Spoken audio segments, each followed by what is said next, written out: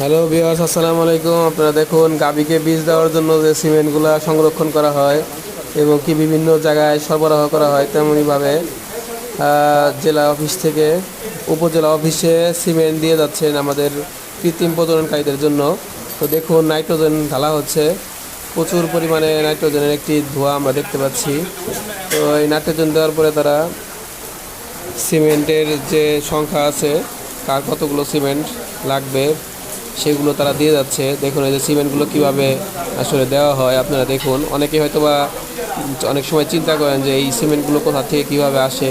মূলত এটি ঢাকার থেকে আমাদের ওখানে যে বড় গাবিগুলো আছে, যেখান থেকে প্রজননের জন্য সিমেন্টগুলো সংরক্ষণ করা হয়, সেখান থেকে মূলত এই প্রত্যেক উপজেলায় এটি ছড়িয়ে যায় এবং উপজেলার থেকে স্থানীয় ইউনিয়নের যে কৃত্রিম প্রজনন কেন্দ্র আছে সেখান থেকে এসে তারা নিয়ে যায়।